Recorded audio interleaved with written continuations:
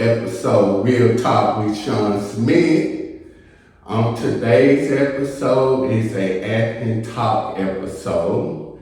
I had two guests on this episode, and they're going to introduce themselves one by one. Start with you. Malik DShawn. I'm an actor, Fort Worth actor. I go to UTA. My major is BFA. And I'm currently in a fall production called The Passage.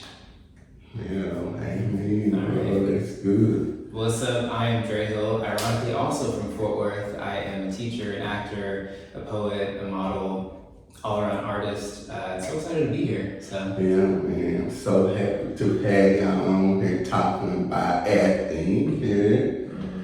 So tell me, man, so how long you been an actor? I've been an actor for a couple of years now. Basically, I started off like, I didn't know I was going to get into acting until I just took a leap of faith. Mm-hmm. So my first production was, I ever actually really done was a stage reading. It was called The Bridge. I did it with Black Theater Society we have in our college. Yeah. Basically, we're just like they're growing right now. They just did a production called Cinderella, and yeah, and I was there actually, and I enjoyed it. Yeah, liked it. Oh, y'all on spin. On spin on Cinderella. It was pretty dope. I liked it. Yeah. So basically, I just been rolling with them, and also just like doing my own stuff. Like right now I'm in fall production of The Passage. We haven't started yet, but like right now we're in summer, so I gotta start rehearsing my last song. So it's been a pretty unique career so far. Yeah, and that's dope, man. So what made you wanna why did you wanna get into acting? Did you have a passion for it? I have a passion for entertainment. Before I was an actor, I was a performer, and I rapped, and I still rap, but I don't do it often as in like make songs and stuff. I scribble and stuff. So just dally with some lines, and then before then I wasn't going to school because, I was on and off of school. This time I'm finally full-blown flesh in school, so I'm going to graduate soon. So, but like, it's cool. Before that, I just life happened. Certain situation I kind of really don't want to go into, but like certain situations happen where it's like I want to go back to school, and I want to actually do something that I like doing, and not just like something that's like radio broadcasting or animations. I'm good with like arts, but like I'm not good with like animations and stuff. And that's what like my mom wanted me to go for, like just like some kind of animation computer career and stuff, and I didn't want to do all that. That's why I was on and off. And I finally came back, and I took a leap of faith and wanted to do acting and stuff. So I did being on stage and stuff, and I love it. So yes, man, that's cool. So you into modeling, and then you also did like in a couple of skits, and you saying that you had like a headshots. So I guess talking a little bit about my foray into the arena, it's honestly like drastically different. In terms of getting into acting in this capacity, I've maybe only been at it for the last couple of months, maybe 6 months or so. As a kid, I was in a couple of productions through like school or church, but nothing crazy. And often it was maybe more like something that involved singing or something without any necessary like speaking parts. But I was the kid that I was always making up situations. I was always playing make-believe. I was always entertaining myself if I had no one else to entertain me. And so that imagination has always been a part of me. And so when I got to college, it was actually maybe 2019, 2020, some family friends had seen some of the things I posted on Instagram, and they were just like, Dre, why don't you start modeling? Why don't you see like where that goes and where that leads? And I had modeled in the past, you know, off and on for like local back to school fashion shows and things like that, but I'd never really considered it seriously, never really thought about it. And so that kind of started my journey. The pandemic happened. I said, I'm not gonna worry about it. And then I actually got into, you know, classes last year, and that went from April, May till about December, January-ish. So that's kind of when that transition happened for me to be like, let me get serious about acting and modeling. So that's where I'm at now. So as you said, posting, you know, my headshots and things on social media, posting snippets of auditions that I'm doing, or like behind the scenes of those auditions, so people get some insight into, for somebody who's like just trying to break in, like what that looks from the ground up, and really being open and honest about that process for myself of like trying to get work on top of the 9 to 5 and all the other billion creative things that I do. But it's really competitive. But I'm so excited, just happy, like you said, to be taking the leap of faith and like doing things that I want to do. That's what you have to do. Yeah. And that's why I'm doing, because I did have a couple of people that told me that, including family members, they told me that I can't act. You know, it'd be best for me not to get into that. But you know what? I'm not gonna listen to them. Yeah. I'm gonna have a leap of faith and do it, because it should not be that hard to do. Just had to like practice and all that with the lines. Exactly. You gotta just repetition. And it's like, Cause I feel like it's gonna be fun to play a different character. Yeah, definitely.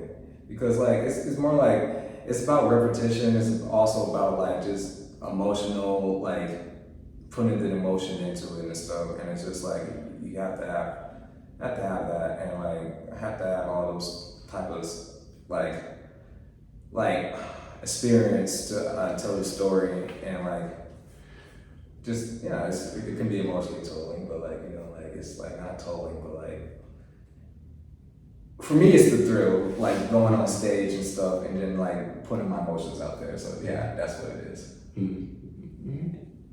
Yeah, so you enjoy playing like different, characters, different people? I do actually. I only played a few different characters. So my latest character I played was it was a Shakespeare. It was from a Shakespearean time. I forgot what it's called. What was his name? He was a fool, and I basically put my uniqueness into it, and during that scene I played in,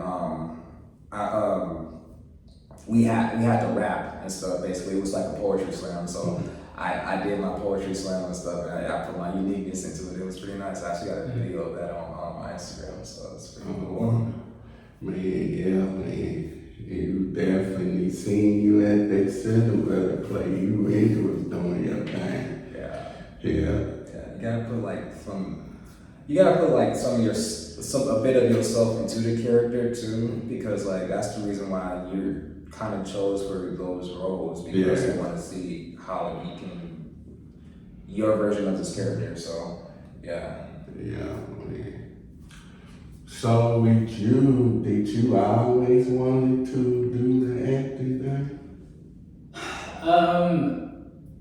I would say no, but thinking back on it, and like thinking back on when I was a kid, I'm kind of doing what I wanted to do as a kid. I had like 11,000 jobs that I was going to work all at the same time. Yeah. And actually, the only thing I think I haven't done is become a superhero and a firefighter. But I say all that to say that at some point, I did think that I wanted to be an actor, and I think a lot of that had influence based on like some of the movies I was watching as a kid, and also like the adaptations of some of the books that I read, and some of my favorite books, and seeing those go from page to screen, and being like, oh, look, I read this book. I can do that. Well, so I read Hunger Games. Hunger Games is not really kind of like my personal favorites.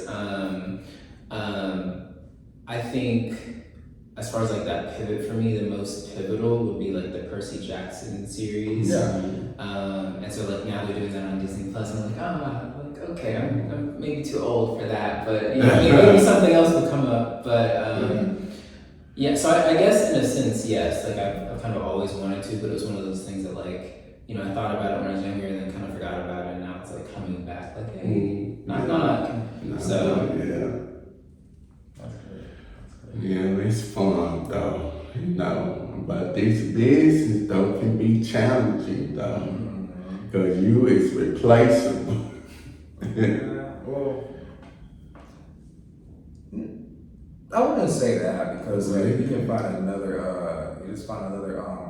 you just hustle. That's what like the only reason why is because you are replaceable, but just like they don't want you there, then just go to another audition. That's all I gotta say. I was just saying that how Sonny, I seen it on these TV shows where they play the curse, especially on soap opera shoot, they would place you for the minute. It is very repetitive. They be like, oh, this is not, I think we should let you go. Or they would kill off your character, or they probably would like replace you with somebody else who they think they would be best for the part. Yeah, I feel that. I Yeah. feel that. Honestly, I do. Yeah, I'm like, it's a competitive business, man. Yeah, it's very repetitive. Yeah. So like, have you been in any acting roles? Actually, no. But I would love to, though. We'll be creating skits and all that. Oh, you create skits? Yeah, I'm gonna be creating skits and stuff. Winding up my own movies and shows and all that. Nice. I think that's so great, and I say that because I read Keke Palmer's like latest memoir, and I don't know if you listen to her podcast, but I love Keke Palmer. Matter of fact, shout out to her. I need to get home.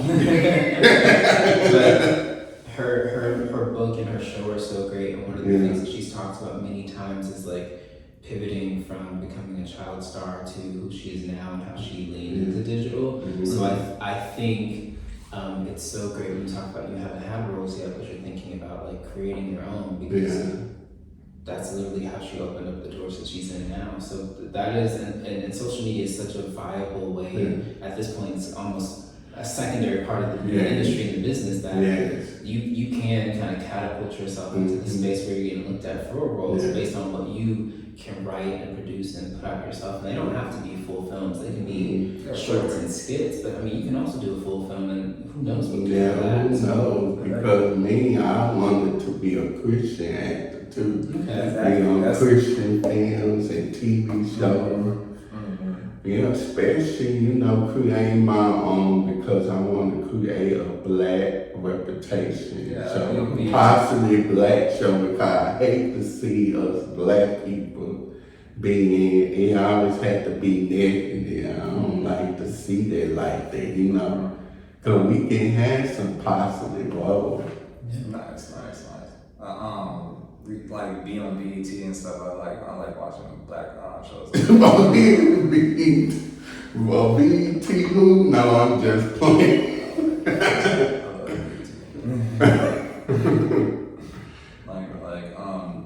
Denzel Washington, he's one of my inspirations. Oh man, everybody's favorite.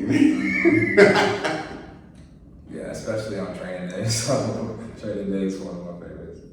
He's done. He kind of inspired me doing yeah, he has very good emotional roles. So he was the bad guy in it, but like he was definitely he brought out his emotion in it. I like dramas, so Oh, you like dramas? yeah. Me too. I'm good at comedies, I think, but I think drama is like a challenge. So that's why I like dramas. Like But when you see yourself or acting like being so off, yeah, of course I do. I see myself like breaking down and being rose. I would, you know, soap opera, I would love to see you on this all black soap opera Beyond the Gates. Bro, that's what I want to be on. I can play like the. I think there's a lot of all black soap operas, like just. Oh, they're not called soap operas, but like I'm pretty sure. Oh, that one right there is very special, especially being on a major network too. Shoot. And competing against the OG soap operas, boy.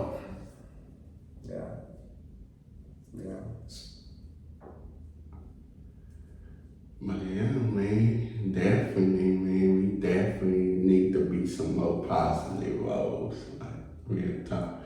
Not to say now that movie with Tyler Perry, that Straw movie now, that was a good movie. The what? Straw. Yeah, by Tyler Perry. Tyler Perry recently. I haven't seen that one. I haven't actually seen that one actually. Okay. Have you seen? I have seen it. I have. And it's so interesting because I was talking to somebody the other day, speaking of like positive role models or positive roles. There's so much conversation about like Tyler's work and what he does, and for me at least, because I can't speak to or for anyone else, I think that there is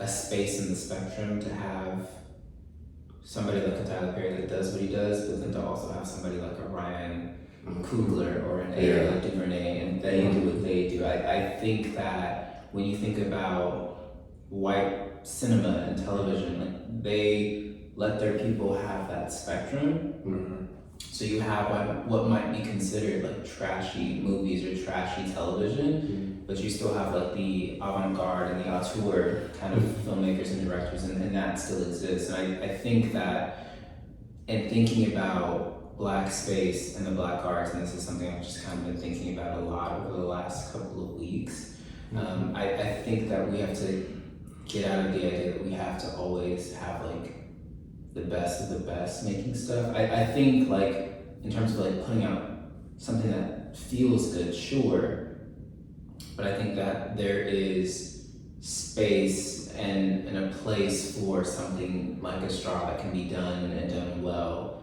and that can exist in its corner of the like artistic space in the same way that we can have like a Sinners or like a Black Panther or whatever, if that makes sense. Yeah. Speaking of Sinners, what do you think of Sinners? Oof. I think that is my movie of the year, quite frankly. That movie is phenomenal.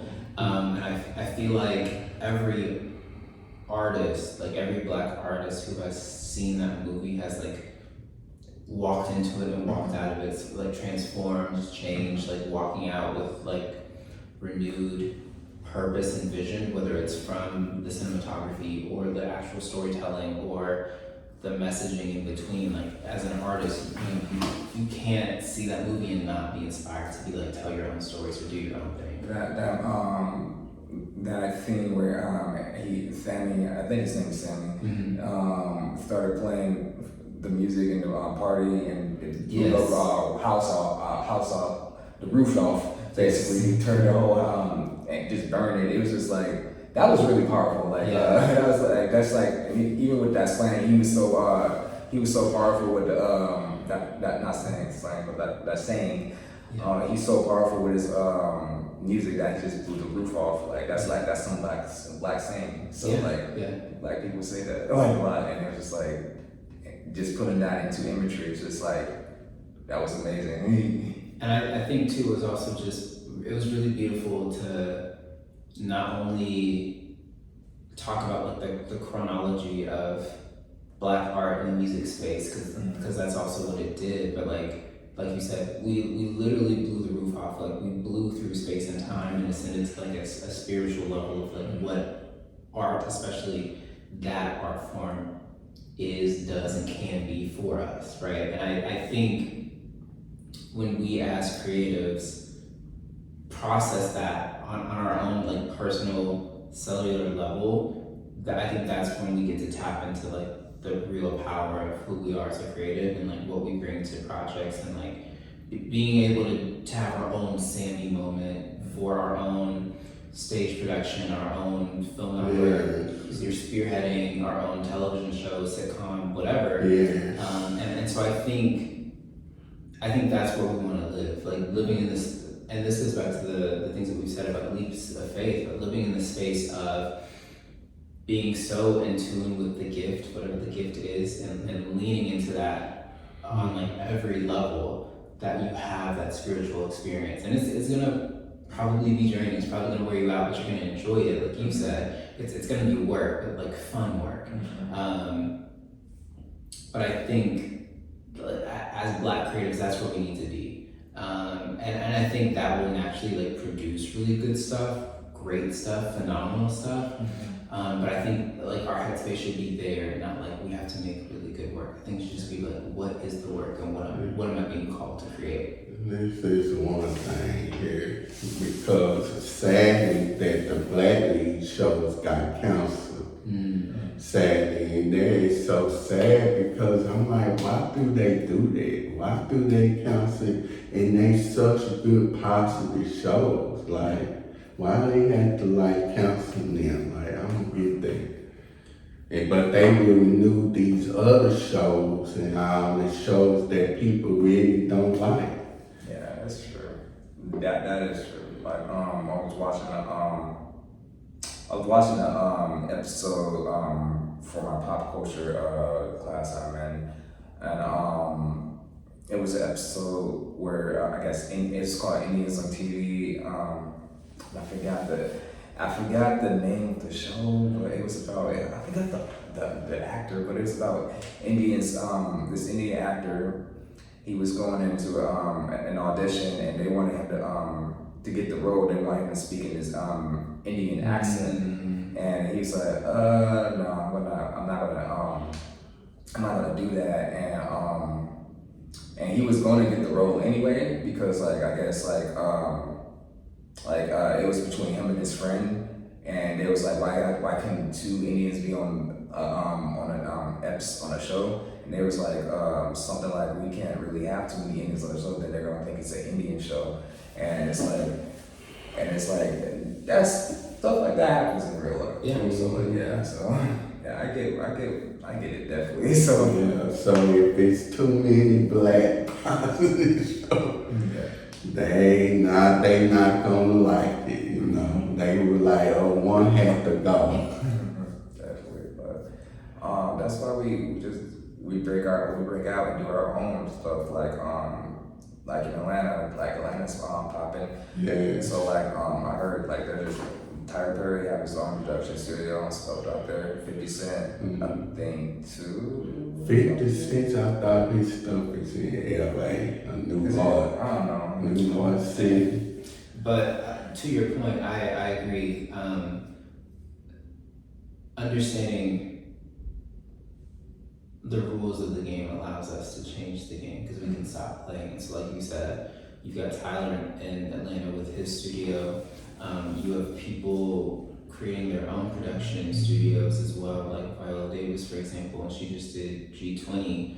And so when creatives build the capital where they can create their own machines, their own vehicles, then we can kind of funnel the stories that we want to tell, because we don't need you to greenlight this. We can pick whatever project we want, whatever creative we want, and we can greenlight 5 of those in a year if we got the budget for it. Yeah, we should not have to depend on. Going back to Sinners, like I know, that's gonna get so many awards and stuff. So like I don't know if Ryan Coogler got his own. I don't think he has his own studio, but like I feel like that movie is gonna lift him up so high on a pedestal, like that, that he's going to be another prominent director, that actors going to go towards him and stuff. Yeah. So, Yeah, because, let's see what I was about to say. I was about to say something here, man.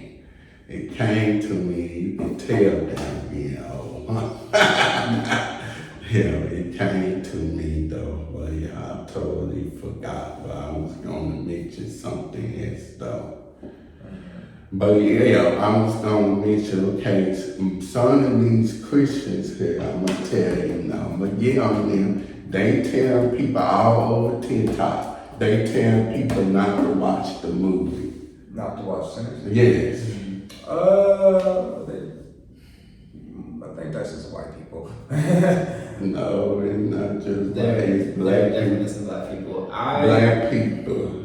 It's not just white people. Black people. Yeah, black people is saying it. Not to watch it. Yeah. Yeah. My thing about that is, while you can argue that there is, from like a religious perspective or a religious text understanding, you can argue like, yes, there needs to maybe be a caution of what you watch. I don't think it's fair to assume or presume or even potentially project something onto a film based on whatever religious subtext or like commentary it's providing, especially if they're watching Real Housewives, if they're watching one of these regular dramas where people are fornicating on the show and they're not married, like their characters aren't married.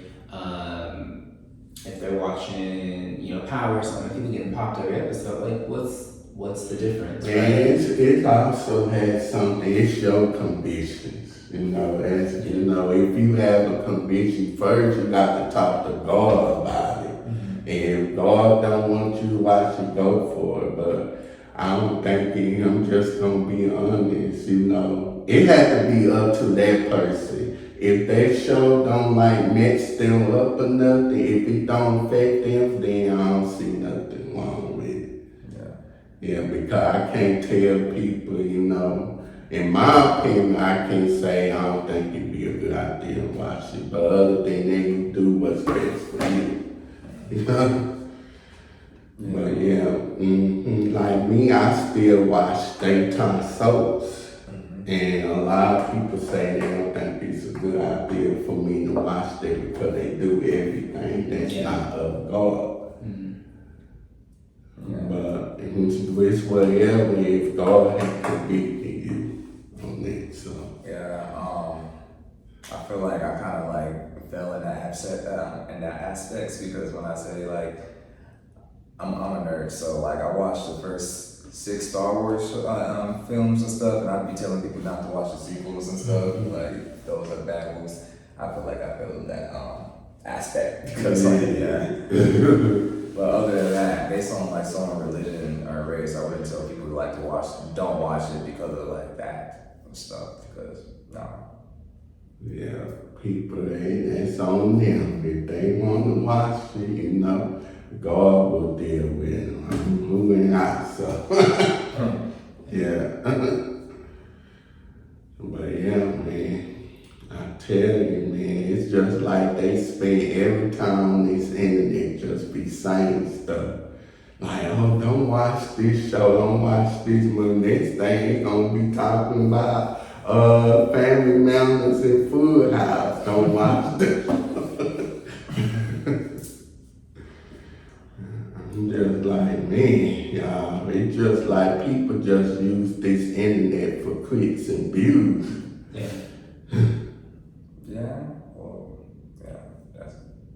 That's the internet. That's the internet for you. Yeah.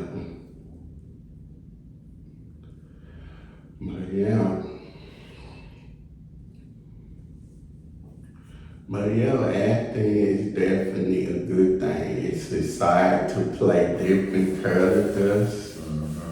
Then you also get to play you can play probably the bad guy in the show or the movie. Yeah. So question for you, Malik. You say that you like the challenge of trauma. So what would be like your ideal character or your ideal role for a drama? Like what would that look like? Like someone, my ideal, that's a good one. Because I shared a few, I got a few, or a couple. One is a romance. I want to be in a romance, like where it's like, he would do anything for love, this love, basically. Mm-hmm. And another one would be like someone who's afraid to die or something, like, or who's destined to die, and he has to get stuff situated and stuff. Or just like this, my first ever role actually, the bridge, like, I don't want to spoil it because it's not actually published yet, but the main character dies, which I am the main character. He dies, and he has to find out how he died, and or he's in this other world, and he has to find out how he got here, basically. And he found out that he died, and he's like, no, there's no way I could be dead and stuff. So like. Okay. And he finally accepts it and stuff. So like at the core, it kind of sounds like a grappling with like a big theme or a big feeling or a big emotion, i.e. like I love this person and that consumes my thing, or like in the other case, like death is this big door that I have to figure out how to open, or if I want to open it and what that looks like. Okay. And also like just roles where I kind of like I have to break down because I want to I like crying. I could probably cry on command, but like not now, but like because not now. Okay. I can if I really tried. So other question I want to ask here. So with black actors, do they black actors have a hard time being paid? Is that true? Yes, it does. That's true. That's 100% true. Yeah. Michael B. Jordan. Well, I won't say Michael B. Jordan,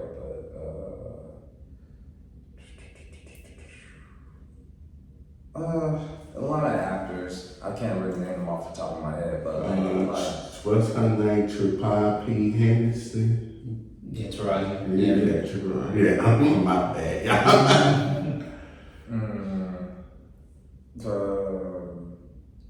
I'm trying to think, cause like I know there's actors.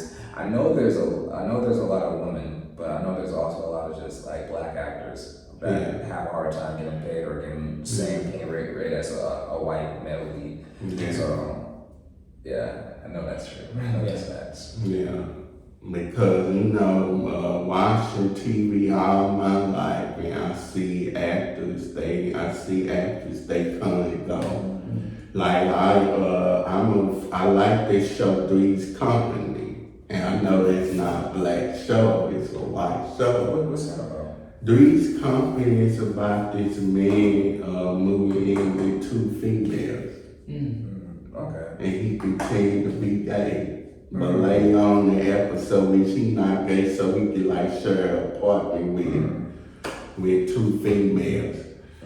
So his name is John Ritter. He played Jack, and then Janet, and she's the only one that's still alive because the rest of them passed away. John Ritter, he passed away back in 2003. He was such a good actor.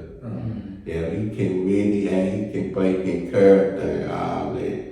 He must be like the male version of Lucy. I love Lucy. That's everybody's favorite show. But yeah, Three's Company, one of the leads female, her name is Suzanne Sommer, rest in peace to her. She left the show after season 5. During season 5, she left the show. She was protesting during the recording of the show because she was not paid. She felt like women should get paid equally like men. She say all the males getting paid, the women's not getting paid much. So she left these, so she missed like a couple of take of the show, and then they fired her. But she was on contract, so what they had her doing, they had her playing like a small role. Where she would call to the apartment while she like 100 miles away from the apartment taking care of her sick mom. And she would like call the roommates and tell her and ask her what's been going on all day while she away. Then after season 5 of the show, her contract don't get renewed. Right. Yeah, I feel bad for her. And then they had to get other people, they had to get like this lady to play her cousin, Sydney. And people were saying she was not a good addition to the show, so they replaced her with another blonde-headed lady during season 6. Her name is Terry, from season 6 through the 8. And they fired her during season 6. I'm like, man, this show big. Yeah. This show big. Take it to the heart, man. Okay. But yeah, it's the same. You look at it, man. The women was fighting for equal pay in show business. Yeah, that's America for you. You say that's America. Yeah, America is pretty in a hectic place right now. Yeah. Very hectic place. But yeah. Yeah. But other than that, I mean, it's so good. I mean, I feel like the shows back in the day had good writing. I'm not gonna lie. They writing was the best. And then plus shows used to have theme songs, but now they don't have no theme songs. I do think that there is something special about a show having its own theme song. Or Yeah. I do think, Yeah. like even just thinking about growing up. Like SpongeBob. I mean, yeah, even like SpongeBob, or like thinking about like early 2000s Disney Channel, like that's Yeah, so great. when he goes forward, he got that nice beat to it that, you know, I like it. Yeah. But I also think, I don't think every single show needs one of those either. I think, I don't know, I think for like a more serious show, something like that feels a little weird, you know? But like a sitcom or like a fun comedy or something like that, I play up all those different aspects and elements of the show and our characters and our cast. And I think that's part of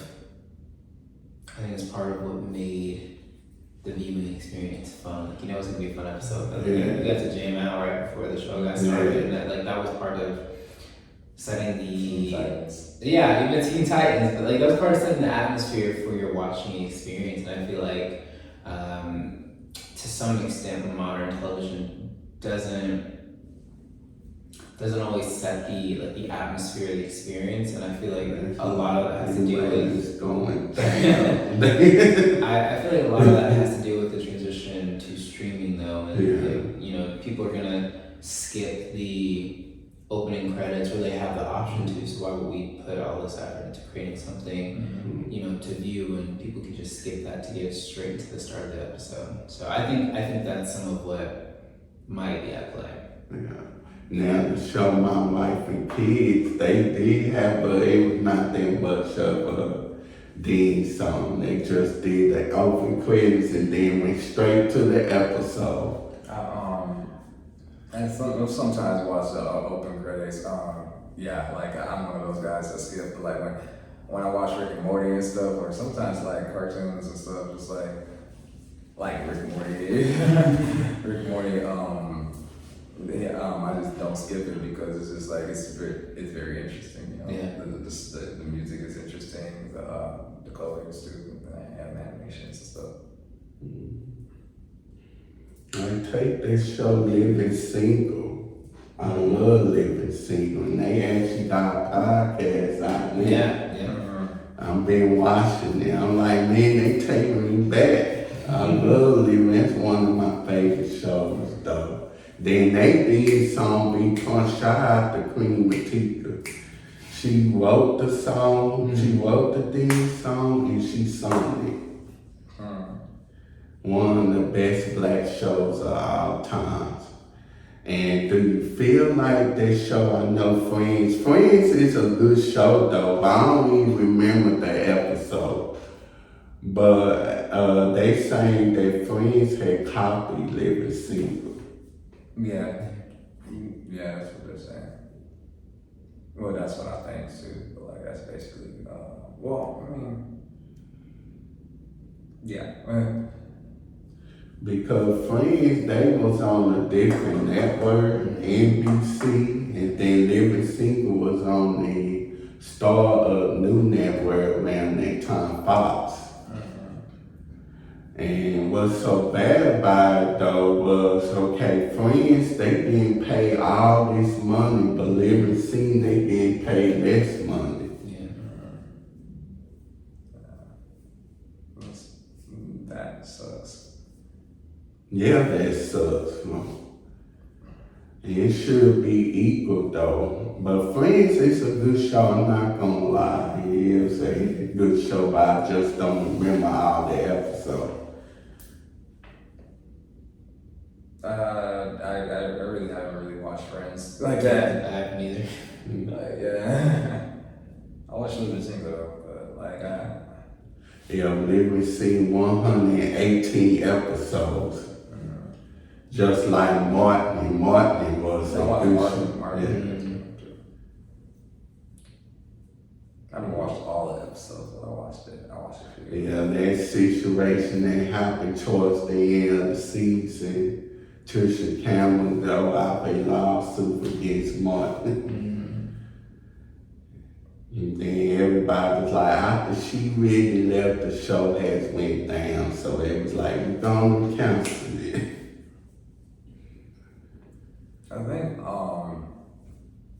I think like me personally, like I'd rather like I start off in theater, I start doing movies and stuff. I don't think I would be doing shows much. Yeah. Really? Yeah. Yeah. I really like theater. So. Oh, you really like theater? Okay. And then I'll probably continue doing theater when I'm in movies. So yeah, that's what all the great actors do. Yeah, that's what that's what Samuel Jackson did. I don't know if Denzel Washington still does theater, but he started off in theater. Him and Jake Gyllenhaal just did Othello. Oh, okay. So. Okay. That's cool, Jake bro. Gyllenhaal, that's crazy. I need to check that out. I need to check that out. Like, see, not check it out, but see if there's any like videos. I don't think they have videos out, but. Theater, I would definitely, check out some theater stuff. But I would definitely challenge my acting to like do TV shows and movie stuff. Okay. Just for the fun, and then probably play like the bad guy though. I like it when they do up in the soap, they be playing the bad guy, be coming out the people. I say, it's what they do. And it keeps me from watching, it keeps me to watch for more like, what's gonna happen next? Right. Especially on Lifetime movies now. Those Lifetime movies be hooked. Especially the old ones back in the day. Yeah, they do be hooked. Lifetime. My grandma used to watch Lifetime all the time. Lifetime all the time. soaps too? Yeah. She would have them all. And so it was she had a lot of stuff on. She had Lifetime, she had Hallmark, she had BET, she had VH1. Yeah, she had everything on. Yeah. That's cool. So what's your advice to those that want to get into acting? Start auditioning. Well, get your headshot, if you're starting off acting, you won't have a resume yet, but get your headshot, start auditioning, read a lot of plays, try to read a lot of plays, but definitely like watch a lot of film, watch how other actors act, and just go for it, leap of faith. Just like audition, hustle, audition. Yeah. Do not let nobody tell y'all not to do it. Go for it. Yeah, hustle. Yes. Definitely got to hustle. So do you think it's a good idea for them to get agents? Yeah. Yeah, but I mean, agent, you don't have to. You're gonna need money for agents, so like, I think you just not when you're starting off. No. So, but when you build up your resume and become like performing enough plays and enough like scenes too, probably. You know, that to be big plays, just something that you could put on paper, then they can just like look you up and stuff and get film your work too. Just do a lot of just act. Just do a lot of just get out there. That's what I'm saying. Get out there. Once you get out there, once you have enough stuff in your belt, under your belt, then like maybe like start applying for agencies. That's what I'm gonna do when I graduate. So when you graduate, are you planning on staying here in Texas? No. I plan on exploring. Exploring different cities and stuff. Traveling. Yeah, I'm doing the same thing too. Just next year, of course, I'm planning on moving to ATL. Mm-hmm. Because I'm sick and I'm so sick and tired of Texas. Yeah, go to ATL. I was thinking about going to ATL too, but like I think I'm just going to travel a lot. A lot. So I'm trying to apply for different plays everywhere too. not just in Fort Worth, Texas, or not just in DFW and Arlington. I want to start applying for plays like outside the country, outside the state. And if I get accepted, then I'll fly. And or not even fly, just drive. Cause I have my car, just like it would be me and my car. Just build my. Yeah, just do your thing, huh? I want to be on stage, and I love stage, so. Yeah. I'm a performer. Yeah. In the heart, I'm a performer, yeah. And you know, I would love to see myself in plays too. To get the experience. Get the experience. Yeah. Start now, keep auditioning. And by the way, I'm going to acting. I'm taking an acting class in the fall, actually. I say take classes if you want to start acting. Yeah, take classes. That's why I'm in class, so Yeah, theater auditing. That's why I will be taking classes. Yeah, man. So what about you, man? For now, I do plan to keep Texas as my home base. because I'm not in a rush to move anywhere, but also I actually do have an agent, and so with me getting fed jobs, model, acting, or otherwise, I get stuff that's local to the DFW. I get stuff that is across the state, and then I'll get stuff that is like across the country. Occasionally, a commercial or two that's like out of the country. So,